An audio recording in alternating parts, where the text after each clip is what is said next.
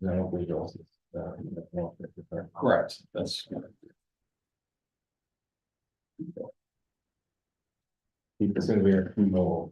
Okay. Right now, we're sitting at, I believe, 5 voting members. Rushman Park is from Park, but he's not one of their alternates. So technically, I don't think he would get it counts 6. If Matt, he's feel like he's C. There you go, zero representing.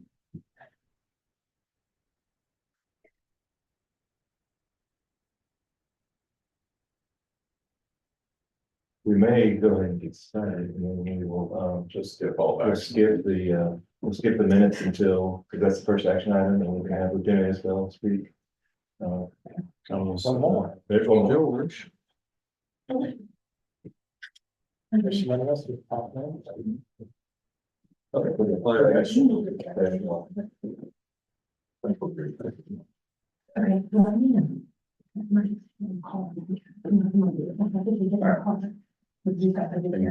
Yes, sir. Yeah, we got even bonus versions. Did you do? The roll call. Yeah.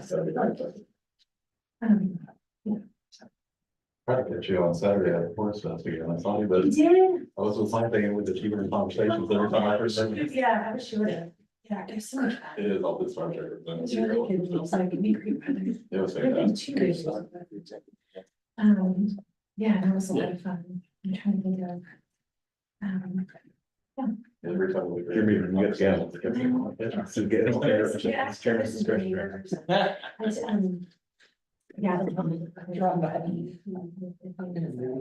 like in airport like all the time. Oh, yeah, something being the people, we're trying to get stuff done, so. And he wants Well, to that'd be next considered a time. good day. It's like, I'm down. I felt. But yeah, I will start. Thank you. And I hate to. All right, we'll go ahead and call the meeting to order. Mayor Chapman is out today, so I'll be sitting in his place. And with that, I think we have everybody we need here, but Andy, can you do the roll call? Yes, sir. Well, start with Bull County, City of Charlestown, City of Jeffersontown, Jeffersonville, City of New Albany. Hi, Claire. Gotcha.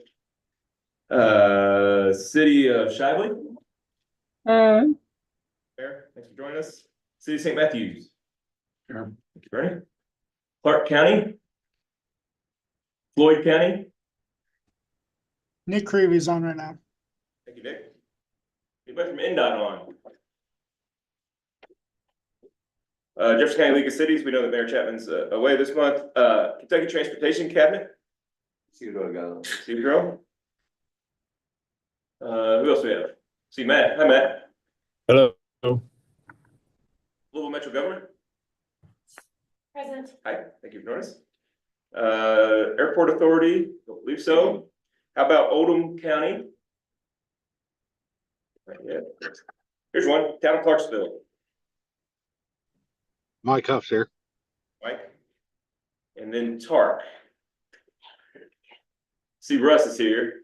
But many of the TARC staff I know are at a route restructuring meeting this afternoon. And so that's been going on this week for those that haven't heard. And so there'll be some results probably in the next couple of months about that. So hopefully you'll maybe join us here at TPC sometime soon.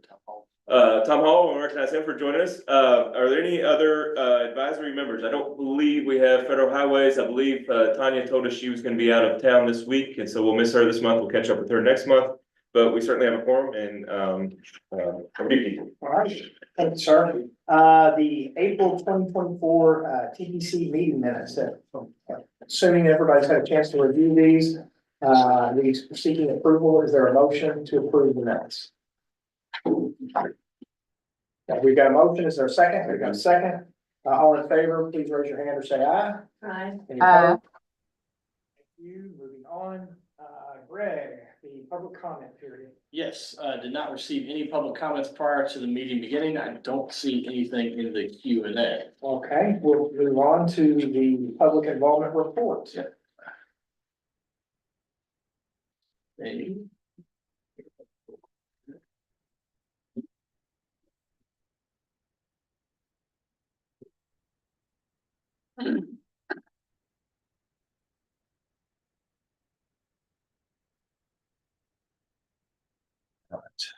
go through, last month's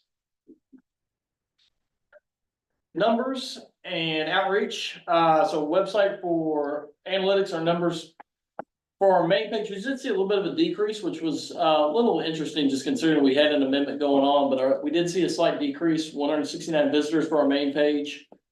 Our tip page had 126 visitors, and our MTP page saw 63 visitors. Social media analytics, Facebook, pretty good day, a pretty good month there, 4.4 thousand impressions, 231 engagements. Instagram saw an increase, 1.6 thousand impressions, 94 engagements. Instagram also up as well, 449 impressions, 32 engagements. As I mentioned, we had Amendment 6, public comment opportunity. Chris will speak about that here in just a few minutes, but I'm going to go through the outreach. We had total 52 comments, 37 project likes in a hybrid public meeting on the 23rd. We had information flyers sent out to the stakeholders, including the Metro Council members, business chambers, and Center for Neighborhoods. Paid advertising for social media saw 3.2 thousand impressions, 255 engagements. Organically, across all our channels, we saw 6.2 thousand impressions and 297 engagements. Our email campaign through MailChimp went up to over almost 1,700 people, 408 opens, and 67 link clicks inside of that. Those numbers are all fairly average for our amendments as well. So what did we hear? We did get 52 comments, but a lot of them were redundant, obviously, because of the sprinkling of comments with sprinkling of projects, greenscape, bike and pedestrian. A lot of the same comments were kind of sprinkled throughout. The call for protected bike lanes versus just a painted stripe, that was through a lot of them. We received questions asking for justification on the downtown Louisville traffic signal upgrade project and the Connection 22 signal system upgrade project. We also received several comments against concrete patching, which is kind of interesting to me because when I go out to these events, the thing I hear the most about is complaints about potholes. So it's interesting to see this, the other side of that, where people were saying not to spend the money on concrete patching. That's a new one. Yeah, that is a new one. And as you know, commenters were against the widening projects. Events and other outreach. We had some of a busy month. We did Tree Fest at Peterson Park, Middletown Chamber of Commerce meeting, as well as the KAGC meeting.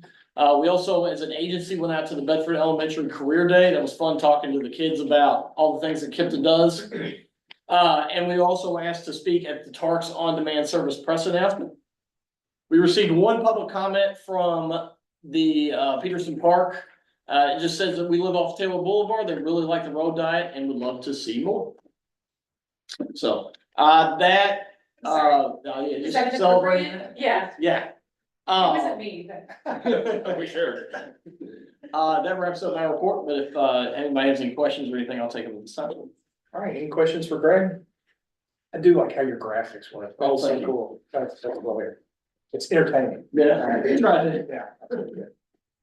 Okay, traffic plan. We have a special guest. Andy, you wanna do the honor? Yeah, I'd be happy to. Lieutenant Butch Isbell is here from Louisville Metro Police Department. About a month ago or so, we reached out and said, hey, there's so many big events, Kentucky Derby, PGA Championship. And we thought it'd be helpful to this committee to hear what they at Louisville Metro and Louisville Metro Police and Louisville Metro government more generally perhaps, how they plan for big events, thinking in part, you know, maybe in your communities, you know, smaller scale, fall festivals, the festivals that you have throughout the year. So Lieutenant Isbell is here to give us a bit of a talk and to have a conversation with the committee. So those online, feel free to chime in here and we can have a good conversation about the public big event planning. LPD coordinates. Do you want me to focus on just the traffic plans for our events? Yeah, for the most part. Yeah, of course. You can start big or small. Start big. Let's go big. Derby, I planned myself. If you take Churchill Downs and you divide it into 4 quadrants.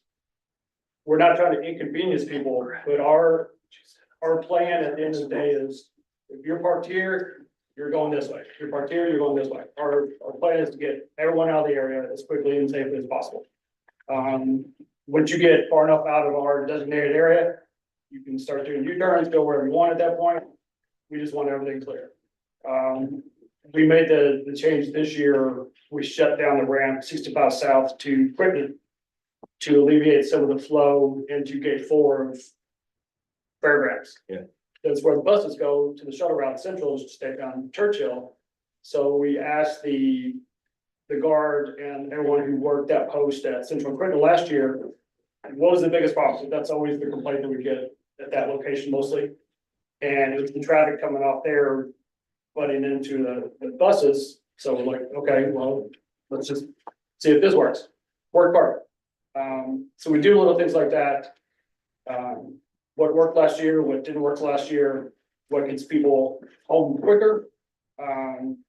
2 years ago for Thunder, we were undermanned. National Guard couldn't provide as much personnel as they typically give us. The mayor at the time thought everything was going to be a disaster traffic wise. It ended up being perfect. It was actually a case of less is more. Everyone got home much quicker for some reason. And again, if you're parked over here, you're not getting on 64 West. If you park over here, you're not getting on 64 East. Same thing. Get out of the area as quickly as possible. Then what you want to do at that point, it's a minor inconvenience for the good of the whole, basically. On a much smaller scale, if y'all familiar with Cyclubia, I've got one coming up in a couple weeks that I'm planning. We're shutting down 4th Street from Main to Broadway. We're not doing any cross traffic except for Chestnut, and that's just for ambulances to get the hospital route. Usually we give a couple of cross traffic points, but this one is just such a condensed area. Our thought is if you're trying to cross Market and 4th, the congestion of the bikers and the walkers is going to be so congested in that area. We're going to be constantly all day long stopping those and letting cars go through. So it's in our mind, we're going to inconvenience drivers a little bit, not making them go down to Main or go to Broadway to get around the area.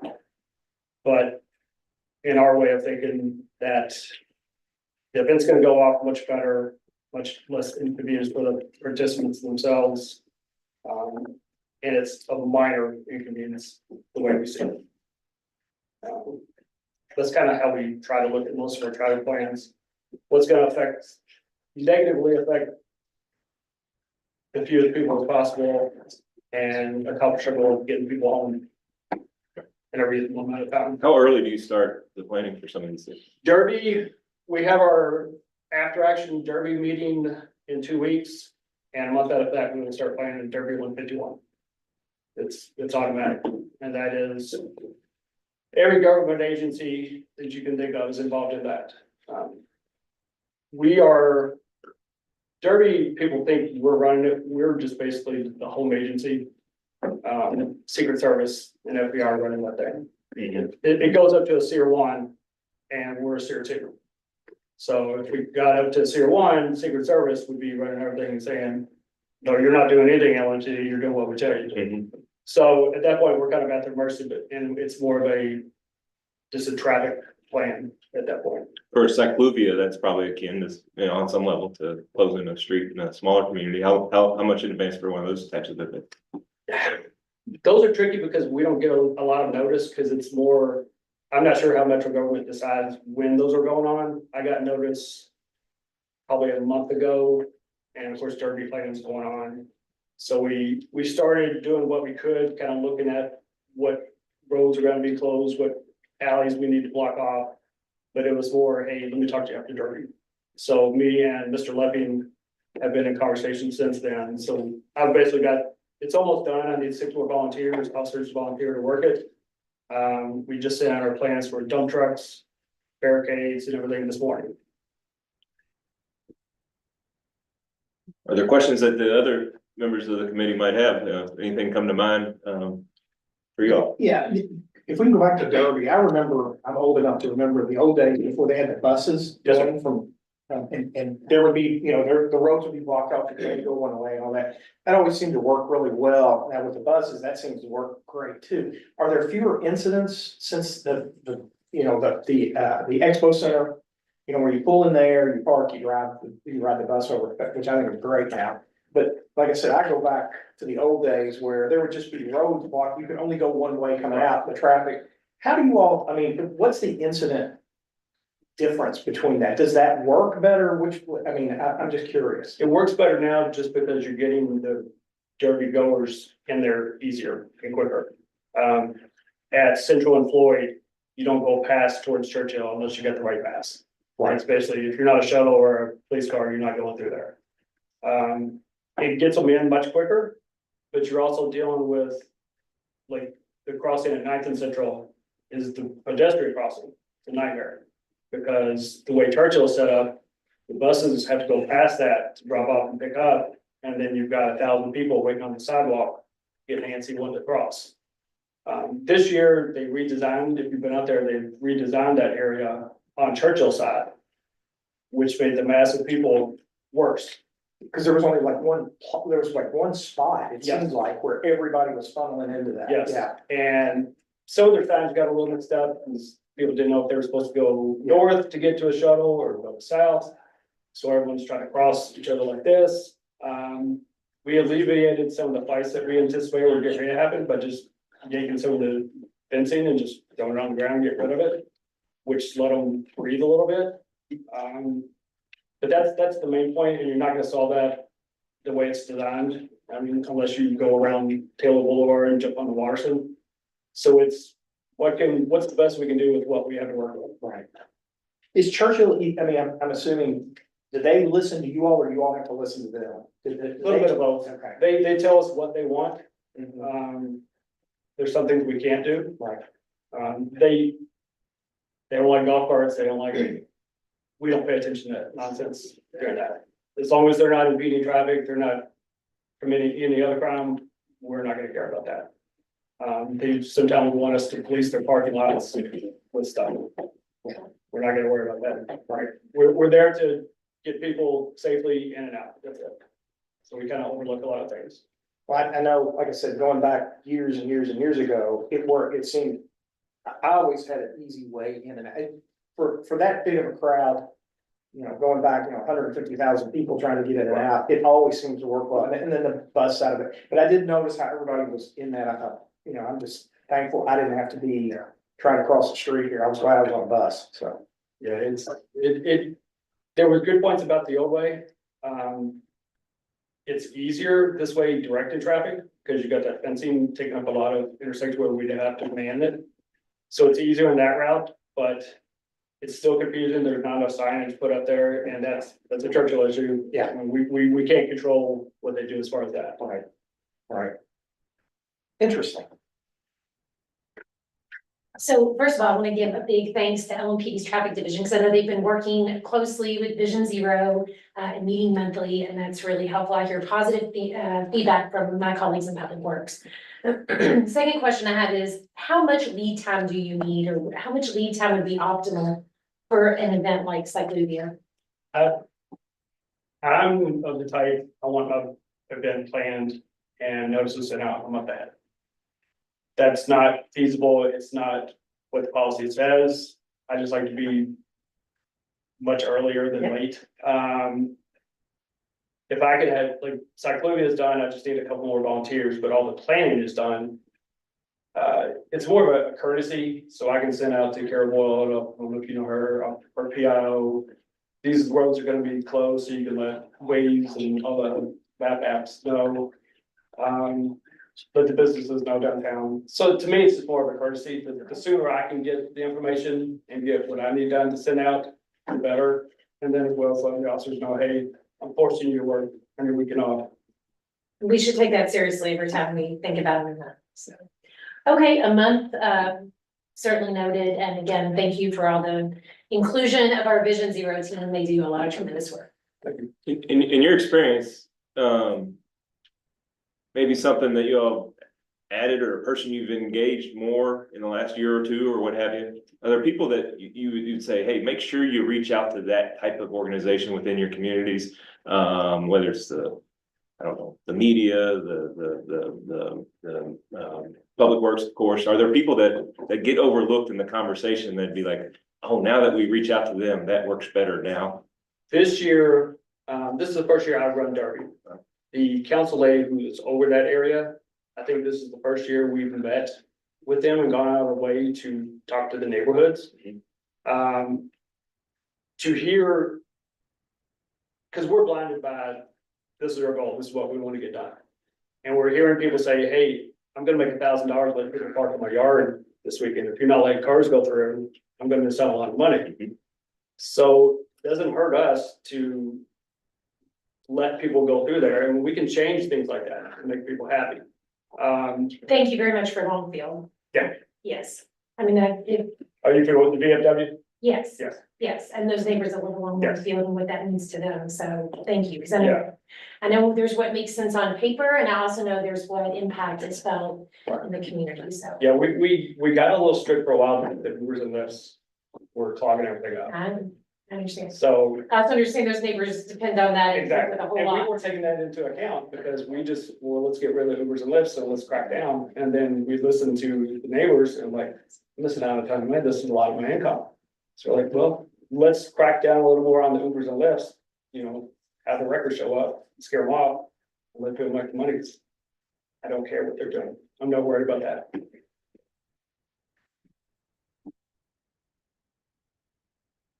Any questions online? Anybody got a question or comment?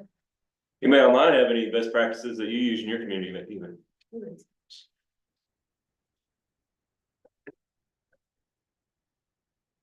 Quite much. Yeah, I appreciate what you all do again as somebody that takes part in a couple of these big events. And to me, it's always worked well. I've never had a problem going back 25 years.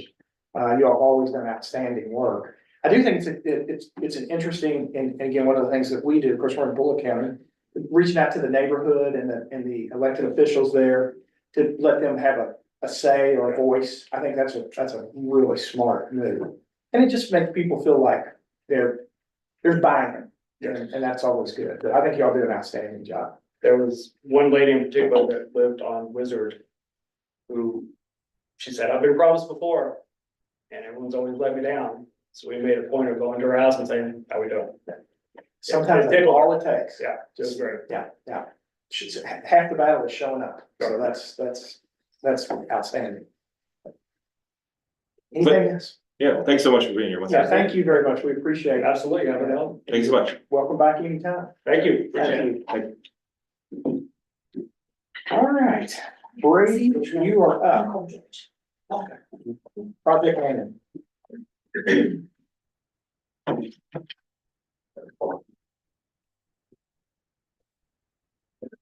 The relatively simple agenda item, Greg is pulling that up there.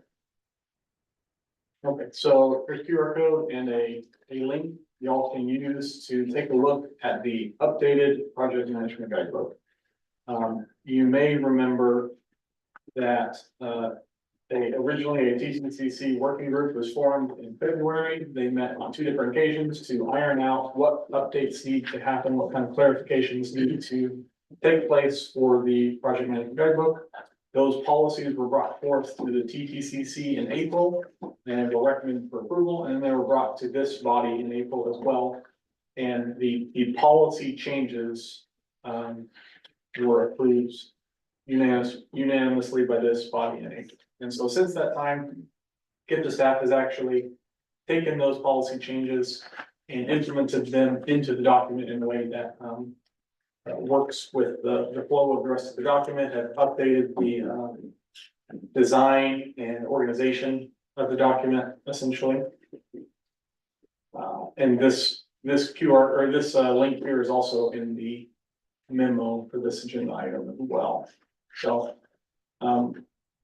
So you can see updated design organization, also added an appendix, which provides several charts and links and resources from FHWA, NDOT, KYTC, other adjacent entities like the Association for Metropolitan Planning Organizations, and other outside agencies to provide just a quick resource, especially for those who may be new to project development process, new to the GIFT project process if you're new staff. A lot of these links provide trainings and guidance for project development. So we're hoping that can help there. And other than that, I don't really have too much more to add. Everything else has already been discussed for a few months now. This is the final step here, where we would request action to approve the project management guidebook. It's final official. Okay. All right, thanks, Brady. So we need a motion, to approve the adoption for the update of the project management guidebook. Got a motion? Got a second? Any discussion? All in favor, say aye or raise your hand. Opposed? Motion passes. Thank you, Brady. Keith, if I might, I just want to give a lot of credit to Brady, and he's only been here for about a year, and take this on, it was a big challenge, and give a lot of credit to Brady and get that done, and Chris Nicholas also for as well, both of them. They're new to the game, that is the rules in the project management guidebook, but they're doing a fantastic job carrying on the torch. Yeah, easy to read, easy to follow, which somebody like me appreciates that. So I like these. All right, well, Chris, you're up, amendment 6.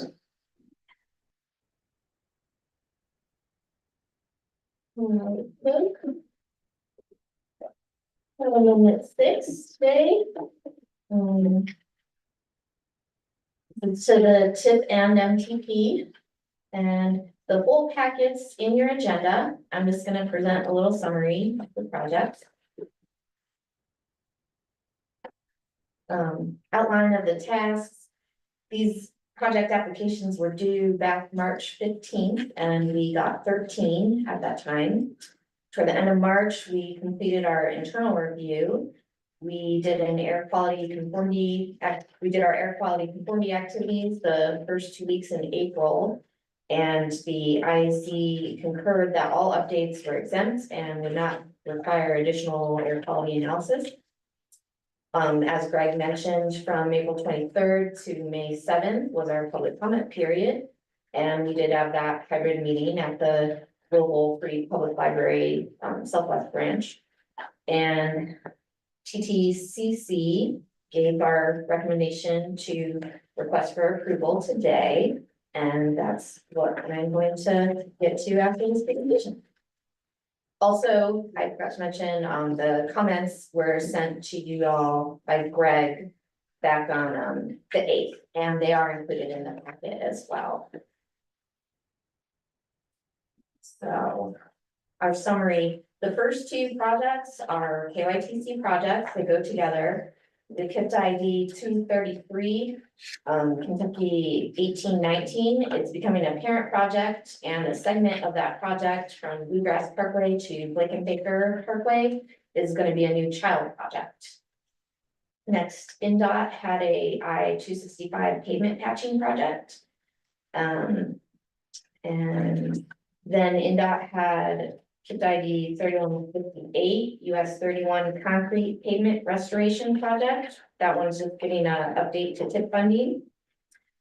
Another new project in Indiana, the Monon South Trail project. It's a trails project spanning 57 miles between Mitchell and the Clark Floyd County border. The sponsors Radius Indiana, which is an economic development organization in southern Indiana, and we should get, well, the TTCC will get a presentation about that next month. Yeah, this is a fantastic project for those that haven't heard about this, and they're gonna be a guest speaker at TTCC next month. Yeah, and that project's funded with state dollars from the Indiana Department of Natural Resources Next Level Trails Grant. And then we have another parent-child project that Louisville Metro Government has. KIPT ID 3181, Dixie Highway Streetscape. That one's gonna be a parent project, and the segment from Maple to Garland will become a new child project. Next, we've got some new Louisville Metro Government projects with community project funding. We have the complete street improvement on West Kentucky Street, the I-65 underpass lighting and safety project, the West Louisville Streetscape improvement to Muhammad Ali Boulevard project.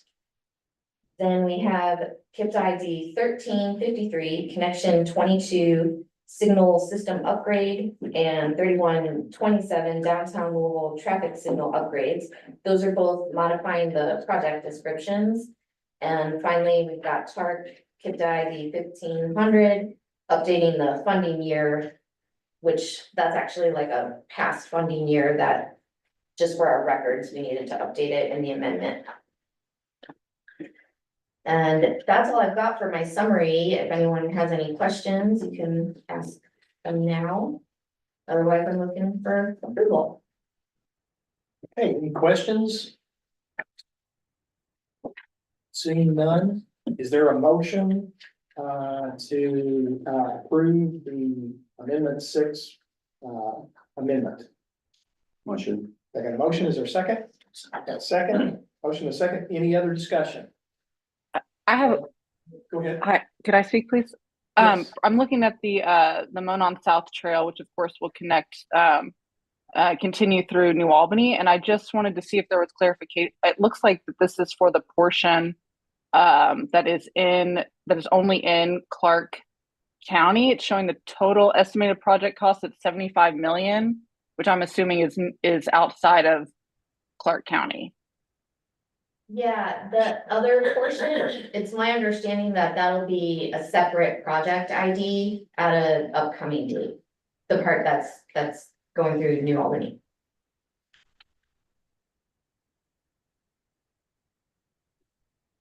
Okay, we don't have that project, and I don't believe that in New Albany we have that project entered. We haven't requested funding through KIPTA.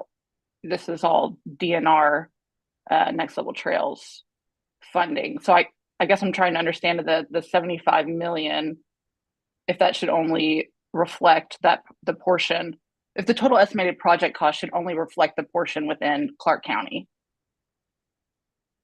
Right. See.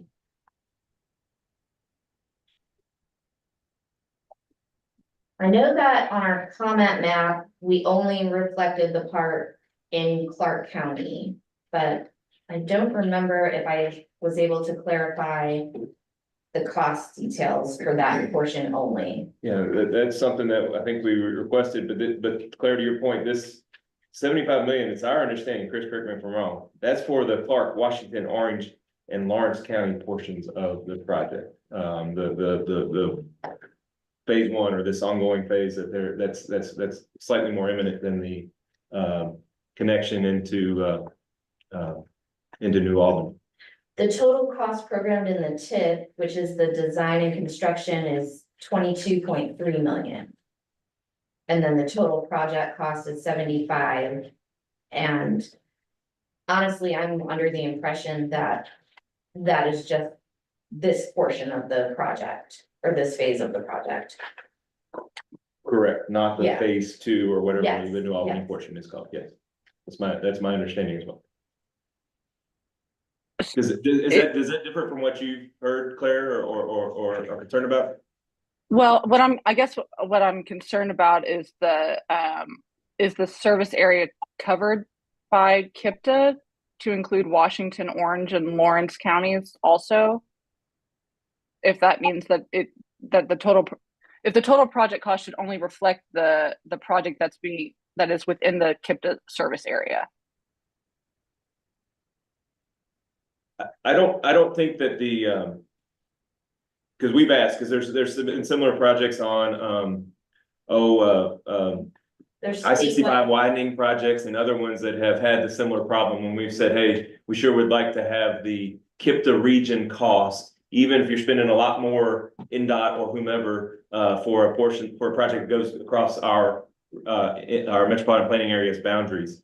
But I don't know that it's consequential, especially in instances if the sponsor cannot provide us with hey, here's, because I think you're right, I think you're onto something here, is that ideally we would be able to perfectly identify the cost, how many of those $75 million in this case are being spent in Clark County, Indiana, and leaving the Washington, Orange, and Lawrence County dollars aside. They're kind of inconsequential to our tip, what's going on in those 3 rural counties. It is, but it is, since it is a large expenditure here, a regionally significant project, we do need, it is required that this project is in our TIP. If those extra dollars are in there, I don't think it has any, I don't think that that's of any consequence that's gonna hurt us in any way. I'm unaware of any reason why that'd be the case. Does that make sense, at least, Claire, what I was saying, in that we, that I think we believe it's inconsequential that it's the total project cost. Whether we'd like that to have that Clark County cost alone or isolated. I don't know that it's a meaningful distinction to be made for our TIP purposes. Okay, understood. So I have a question, just generally speaking, excuse me. Because I recognize every time an amendment's made, it goes through a process and timing is everything. And so when I think about like some of the traffic signal upgrades and, you know, we certainly feel the pressure to get moving on these. I'm interested to know what municipalities can do to specifically, you know, I guess tighten up the delays that happen because of the amendments. Are there any particular suggestions? And I'll pull out, excuse me, like my understanding is on the downtown traffic signal upgrade. Somehow we were like, I guess, over budget back more than double. Is that right? Well, I think that I one, think we had budgeted like 70 lights and it was really only 30. yes. So, but I'm just interested, so I understand the need, I'm not, but I'm just wondering like what we can do to like speed up so that we're not delaying months out through this process. Well, with that one in particular, we viewed it as a change in scope, which brought it to an amendment level change as opposed to an administrative modification.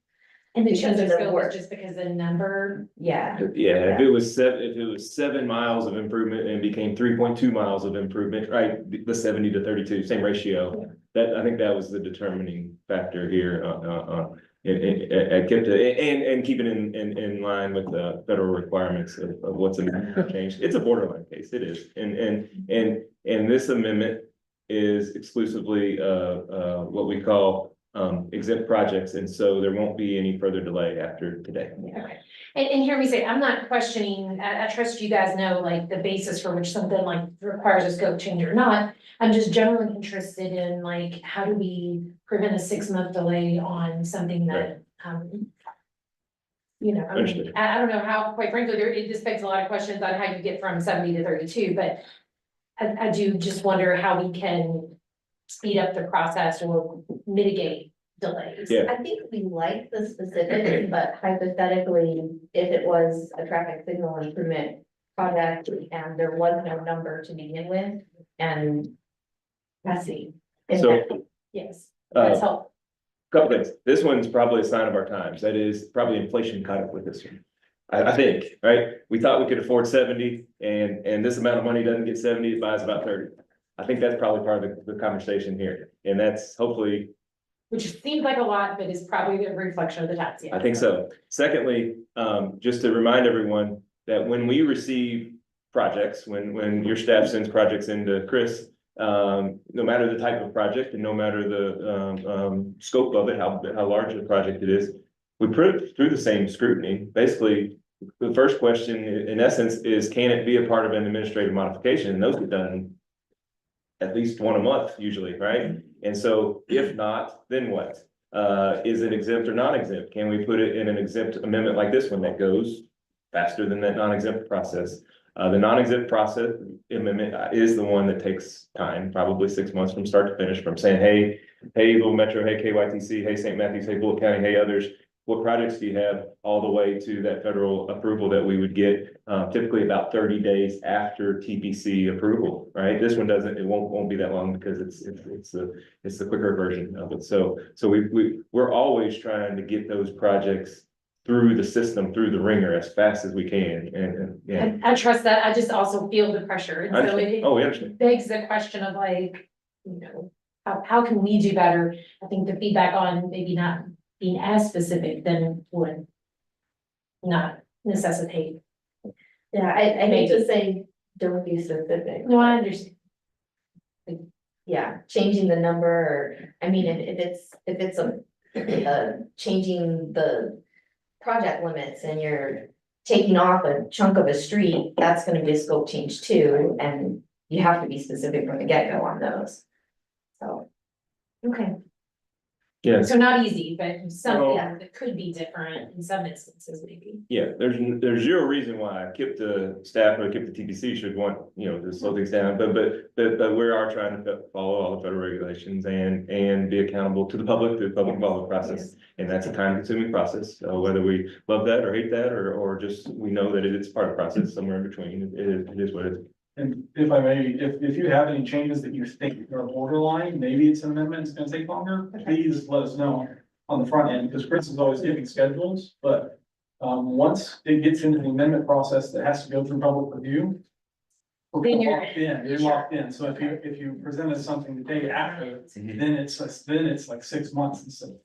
That would be an important deadline to keep track of. again, spoiler alert, next month, I'll probably have a tentative amendment 7 schedule to present to everybody. But pertinent to what both of them just said, if we had a bunch of them sitting on deck right now, that might have spurred us to speed that schedule up. Or if we continue to not have any or many, then that might spur us to slow the schedule down, to do, among other things, to wait for the final enacted highway plan and all the impacts of that. We know that's coming. We know that that's imminent. And so there will be an amendment that has all KYTC's highway plan changes. That'll happen probably sometime in the summer. And so maybe we can maybe that timing will mesh, maybe it won't. Maybe we need to have an amendment before then. But if we don't have anything on deck, again, get to the point of, hey, send them in as soon as you have them. We're always open for business to submit them. And then that actually probably helps us in setting those schedules and whatnot. Because we need, because what we hate to hear is, man, we didn't have anything, but now everybody's in a hurry to get these done. And if we don't know about them, then we have no reason to be in a hurry or even initiate the process, even not so much be in a hurry, but just initiate the process. Those are good questions, though. Those are good questions. Any other questions or comments? All right, we have a motion and a second on the floor. All in favor, say aye or raise your hand. Any opposed? Seeing none? Do they need to be separate? We traditionally have, but I don't know, we do have 2 resolutions, so I think that is probably proper. Can we, let's make, if that's okay with you, Keith, let's do 2 different actions. Okay, First for the MTP and then subsequently to the tip. okay. All right, so what we just passed, that was for the tip. Okay. So we'll need a second motion for the MTP. MTP, yes, sir. Got a motion, second? Second. If we have any comments? All right, all in favor, say aye, or raise your hand. Aye. Any opposed? All right, Thank you. thank you. So we got administrative modification, Chris, you're still up. Okay, so in contrast. This month's admin mod. We are at number 12. And I also included administrative modification 12 in the packet for everyone. It was a relatively shorter one. And so the project changes were submitted for inclusion in the fiscal year 23 to 26 tip over the last month. This presentation is going to be for information only. No approval is required for the admin mod changes. Yeah. I plan to send this out to the state DOTs following this meeting for inclusion in the steps. So, like we were kind of getting at earlier, admin mods have different qualifying criteria than amendments. I don't usually go through this, but I might, as a little refresher, just based off the discussion we just had. So admin mods, they're for correcting minor data entry errors. They can be for, but they can't modify the original project intent. They can be for splitting or combining projects, as long as the original intent is not altered. They are for clarifying project descriptions without the original scope change. They're for schedule shifts within the TIP years, adding phases to existing projects, cost estimate updates, and adding qualifying group projects. So I'm gonna present a summary of the 8 project updates that we've got in this one. Like I said, the full listing's in the packet. First, we have one from KYTC Central Office. They submitted a new pavement markers lens replacement safety group project. And that one's gonna be various routes throughout District 5. Then we've got 4 NDOT projects with phase shifts and some funding updates. We've got I-265 over Slate Run Creek, scour protection. And then we've got 2 US 31 bridge deck overlay projects and a State Route 60 intersection improvement project. Then NDOT is also adding 3 new safety group projects throughout the Seymour district. They've got a traffic signals, 1 cable barrier installations, and a raised pavement markings project. And like I said, no action required. That's all I've got for you guys. If anyone has any questions, feel free to ask. Yeah, any more questions for Chris? Seeing none, Okay, thank you. thank you all. Thank you for the questions. All right, we've got a special guest from Tark, Russ. You wanna go ahead and, do you wanna do an introduction, Andy, or? Well, Russ Greenleaf is here to talk about the 5310 program, and very importantly, the call for 5310 projects, if I'm not mistaken, they have underway right now or underway very soon. So with that, Russ, over to you. Okay, thank you. Can everyone hear me okay? Yes, we can. Oh, great. So yes, we are offering this grant opportunity again this year, as we do every year. And we're seeking nonprofit organizations, private nonprofit organizations, to apply for these funds so we can distribute them to the maximum benefit in the community. So if anyone knows a nonprofit organization that needs to provide transportation services specifically designed for senior citizens and or people with disabilities, those are the organizations we would like to hear from to apply for these funds. So we're really wanting to basically hear from as many of those groups as we can. So we appreciate you spreading the word about it. I do have an announcement I think I did send to KIPTA. So if you would like to forward that to any organizations that might be interested, that'd be great. Or else you could send me their contact info and I can send an invitation to them directly. The thing to remember about this is that this program is specifically designed to benefit seniors and people with disabilities. So that means that for a nonprofit to be eligible for these funds, they would have to have a transportation project that is planned, designed, and carried out to meet the special needs of seniors and or people with disabilities. So that has to be the primary goal of the transportation project. And it is not sufficient that seniors and individuals with disabilities are merely included or assumed to be included among the people who will benefit from the project. So that's really the defining feature of this grant. So let me give you an example of that. Suppose a nonprofit was serving veterans. Those were its clients, all veterans that, that need any kind of services. And they wanted a van to transport veterans to and from their programs. Well, that project would not be eligible because the service is not targeted to seniors and or people with disabilities. So that project would not qualify. If the nonprofit was serving only disabled veterans or even veterans with say PTSD, which is a mental health disability, then it would qualify because it would be targeted toward disabled people. Any questions about that? Russ, can you confirm what, geographically, where can these 5310 funds be spent, the ones under TARP control? Yes, that's a very good question. So to be eligible, the transportation provided with these funds would have to, the majority of the transportation services would have to be in the Louisville urbanized area. And that's most of Jefferson County, parts of Clark and Floyd County in Indiana, and parts of Bullitt County in Kentucky, and some parts of Oldham County. And it's, so basically majority means at least that more than half of the trips would have to either begin or end in the Louisville urbanized area.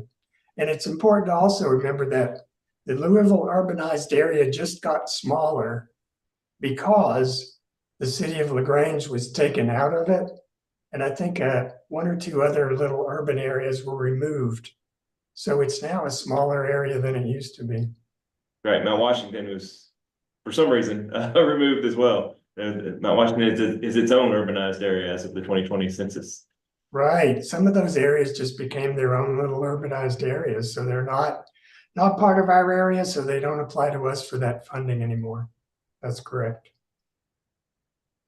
Another thing to remember about this program is these funds are provided on a reimbursement basis only, and that means that a nonprofit would have to buy, say they apply for a wheelchair vehicle, which is usually what people will apply for through this grant. It's usually a wheelchair van, large one or a small one is usually what people apply for. The nonprofit would have to go out and buy that van using its own funds. Yeah, and they would have to do that from an approved vendor that we would tell them about. Then they would apply to us for reimbursement, and they would be reimbursed a certain percentage of the purchase price. It's usually 80% for a vehicle purchase. So that means they buy it with their own funds, they get reimbursed 80%, and they end up, using paying for 20% of it with their own local matching funds. That's how it works. Any questions about that or anything else? How much funding is available? That's a good question. So this year, it's almost the same as last year. It is, let me see here. I have it on this other page.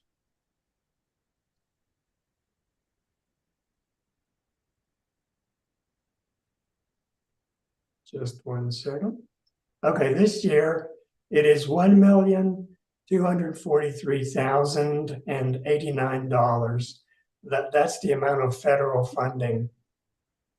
And then of course that would allow the purchase of slightly larger dollar amount of vehicles because this pays 80% of the price. And then the recipient of the grant funds would pay the 20%.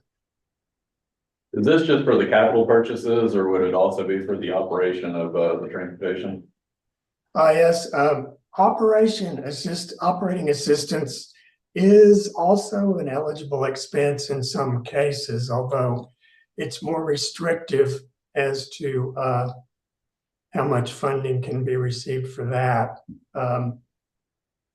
Basically, the rule for operating assistance is, first of all, it only covers 50% of the costs. So for example, if a nonprofit organization wanted to apply for funds to cover fuel for their transportation of seniors and disabled people, they could estimate how much fuel they'll be using in the coming year. They could apply for a grant to pay for 50% of that fuel. However, the catch is they have to be operating their transportation service at a loss. In other words, that fuel money needs to be coming out of their pocket. And that would make them eligible for reimbursement. If they're operating their transportation services in a way that is covering all their costs, like, for example, they're getting reimbursed by Medicaid to cover all their transportation service costs, then they're not eligible for operating assistance from the FTA because they're already covering their costs by other income streams. So this is only to help people that are basically not covering their operating costs some other way. Any other questions? Those were good questions. Anything else? I guess I should say the deadline for getting these applications submitted to us is Thursday, June 27th of this year. So definitely need to have the applications emailed to us before then. That's 3 p.m. on that day. Also, there's a video conference meeting to answer questions about this grant. And that meeting is going to occur on May 30th, which is just in about a week. So if people want to attend that, they can send me an email and we'll send a link to that. How do we get the application? Where are the applications? Are they on your all's, is it on TARC web? Where is that? The way you get the application is to send an email to our email address for this grant, which is, the email address is grant@ridetarc.org. That's grant@ridetarc.org. So just send an email requesting an application, and we will send you one along with the link to attend the meeting. Perfect. So yeah, please spread the word to any nonprofits that you think might qualify for this funding. They're providing transportation for seniors and or people with disabilities. Those are the folks that this grant is designed to help. All right. Great. Anything else for us? No, unless there are any other questions, that would be it. Thank you so much, Russ. You're welcome. Thanks for spreading the word about this. Well, anything we can do to help, let us know. Thank you. Thank you very much. Mhm. All right, Andy, director's report. Yes, a few things this month. I want to recognize Nick Vale, our old friend Nick. He's on the line for representing Federal Highways in Tanya's absence this month. Good to see you online, Nick. Kevin Beatty from Clarksville joined us. Kathy McCallop from NDOT joined us. Thank you all for both joining us. As did Matt Meunier. You still there, Matt? There you are. Hi, Matt. Your humble TTCC chairman. Tracy Lovell from KYTC. Mayor Tonini from St. Matthews, and Taylor Herron from NDOT. I want to recognize all those people that joined after the roll call. I also want to introduce Aramaselli Eshigagbe. I can't say your last name very well, so you're gonna have to pronounce it. Aramaselli joined us last Monday. It was his first day at KIPTA. He's our new transportation planning analyst, so he's gonna be kind of the data guru. He's gonna be doing some travel modeling. He's gonna be doing all sorts of fun stuff that we do around here. Aramaselli, you want to introduce yourself and say a few words? Hello, everyone. My name is Aramaselli Eshigagbe, and I'm from Penn State University. I just finished my PhD program, Transportation Focus, and I started last week as my first day, and I'm happy to be here. So, look forward to y'all getting to work with Aramaselli early and often in his KIPTA career. So, happy to have him. Chris mentioned one thing about something about next month, but one of the other things is a call for projects. Just a reminder that KIPTA will be opening up a call for projects for our dedicated funds. Applications will be due sometime later this fall, but we will have formal announcements in June. So be looking forward to that. It's never too early to coordinate that with your staff and with your groups and internally to say, hey, we know KIPTA is going to make some funding available. So now might be a good time to start thinking about that. The rules of the game, so to speak, will be more formally announced at next month's meeting. So just want to put that on the radar. And that's all I had for a director's report. We do have one other business item. Shall I jump right into that? Please. Sure. So Jeremy Kramer, Vice President of Louisville, Indiana Railroad, is here to talk a little bit about a request for a letter of support for a maintenance project that's hit him pretty hard, sounds like right now. And so Jeremy, you want to say a little bit about what the request is? So good afternoon, my name is Jeremy Kramer, I'm the Vice President of Louisville and Indiana Railroad. John Goldman, our president, is here with us as well. We received a number of letters of support, thanks to KYTC, KIPTA, I believe NDOT sent us a few already. I know we've got requests out to the mayor's office and a few others. We are the owners of a lift span bridge, 14th Street lift span over the Portland Canal. It was discovered about 3 weeks ago.